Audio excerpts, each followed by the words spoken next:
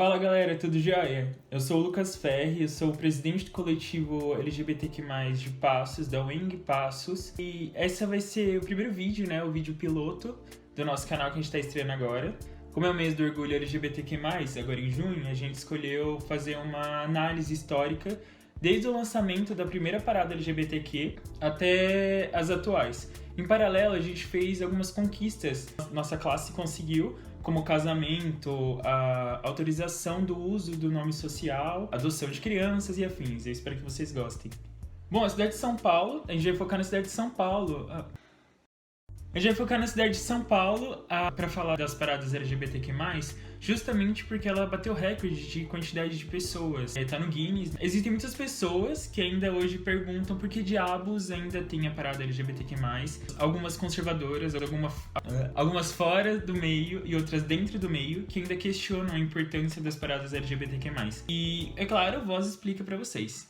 Como havíamos falado, a primeira parada aconteceu em Stonewall, em Nova York, como uma resposta violenta à violência dos policiais contra nós, contra as drag queens, contra lésbicas, gays e afins, que viviam e conseguiam se expressar e ter seu momento e seu local num bar chamado Bar Stonewall. Até um dia em que os policiais invadiram lá, não esperavam que o público todo que estava lá reagisse também. As drags que aconteciam lá, que apareciam lá e se apresentavam lá, elas não usavam salto, estavam correndo da polícia, então era uma situação absurda. Dito isso, em 1990 foi o ano que a OMS admitiu que a homossexualidade não era uma doença, ou seja, até então gays e lésbicas eram tratados como pessoas doentes, como pessoas que detinham o homossexualismo, né? Por isso que hoje é DAD, homossexualidade, e não ismo. O ismo, ele remete à doença e era chamado quando era tratada a homossexualidade como uma doença. O DAD, homossexualidade, remete modo de ser, algo que é saudável de fato.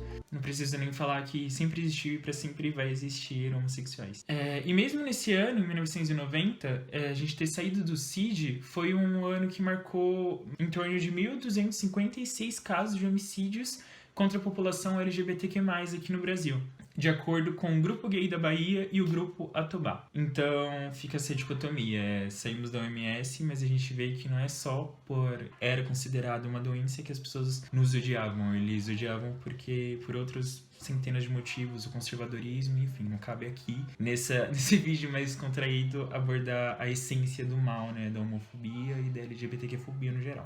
A primeira passeata, na verdade, ela não foi chamada de parada porque não foi oficializada como parada, mas a primeira passeata que aconteceu aqui no Brasil foi no Rio de Janeiro, depois da 17ª Conferência Internacional de Gays e Lésbicas, a ILGA, no Rio de Janeiro, em 95. Mas como tem essa rixa enorme entre Rio de Janeiro e São Paulo, eles falam que não, que foi em São Paulo, mas não. Historicamente, a gente tem provas e pessoas, agradecendo o coletivo Strong de São Paulo, que trouxe essas informações pra gente, pessoas que participaram dessa parada, dessa primeira passeata no Rio de Janeiro. Dito isso, a primeira parada de São Paulo mesmo foi em 1997, em São Paulo, e era chamada de parada gay na época, não parada LGBTQ+, como hoje. Teve o tema Somos Muitos, Estamos em Várias Profissões, e reuniu 2.000 pessoas pioneiras na parada na cidade. Em 1999, a ONG Associação da Parada do Orgulho alterou o nome da parada para GLBT, que antes era só Parada Gay. E a sigla agora da ONG era APO-GLBT. Em 2001,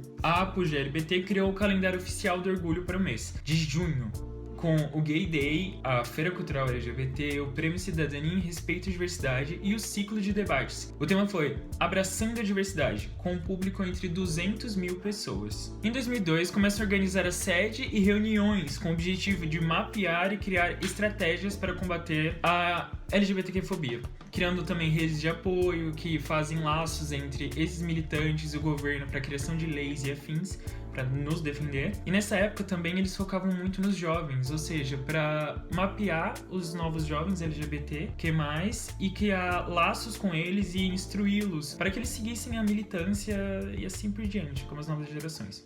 Existiam pesquisas na época, pesquisas eram realizadas durante o mês do orgulho. E o tema da parada daquele ano, de 2002, foi Educando para a Diversidade, com um público de 700.000 pessoas. A gente pode ver que está crescendo. Em 2004, foi reconhecida a convivência homoafetiva nos cartórios. Não por menos, na época, o tema da parada foi Temos, Família e Orgulho, tendo um público em torno de 1.800 pessoas. Vocês vão ver mais pra frente que isso ajudou no processo de adoção de crianças. Em 2006, houve o reconhecimento internacional da APO-GLBT pelos projetos de combate à homofobia e prevenção de DSTs, principalmente a AIDS. Ou seja, eles forneciam psicólogos, forneciam apoio gratuito aos pacientes de AIDS e DSTs em geral. A parada deste ano teve o tema Homofobia é crime, direitos sexuais são direitos humanos. Foi nesse ano, foi no ano de 2006, que bateu o primeiro recorde, que foi 3 milhões de pessoas na parada. Lembrando que São Paulo tem 10 milhões de pessoas, isso é muita gente. De acordo com os organizadores, enquanto de acordo com a PM, foi em torno de 2,5 milhões. De toda forma, acabou entrando no Guinness Book nesse ano pela quantidade imensa de pessoas. Quase que um terço da população de São Paulo, se você parar pra pensar. Em 2008, o então presidente da República, Luiz Inácio Lula da Silva, reconheceu o prêmio da Secretaria Especial dos Direitos Humanos da categoria Dorothy Stang,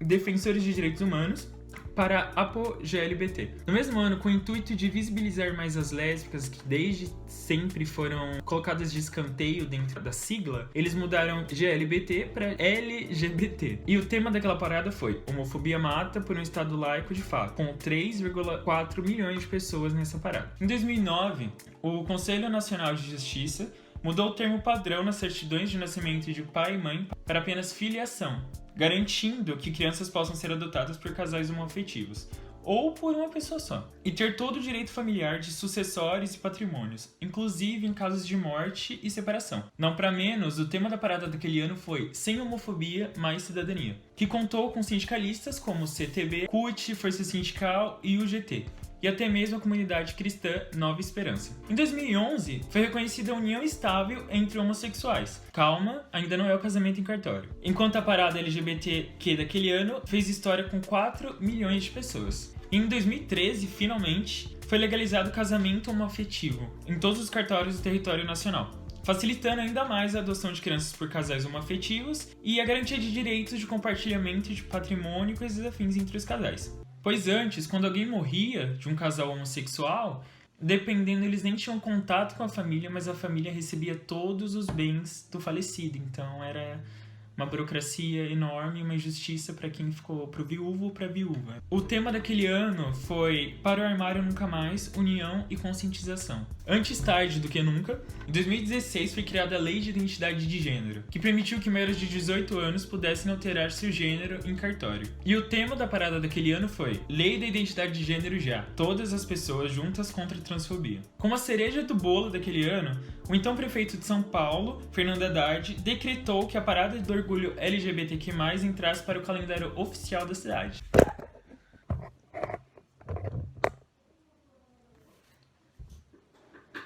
E finalmente, comemorando 50 anos desde o caso de Stonewall, o tema da parada de 2019 foi 50 anos de Stonewall, nossas conquistas, nosso orgulho de ser LGBT+.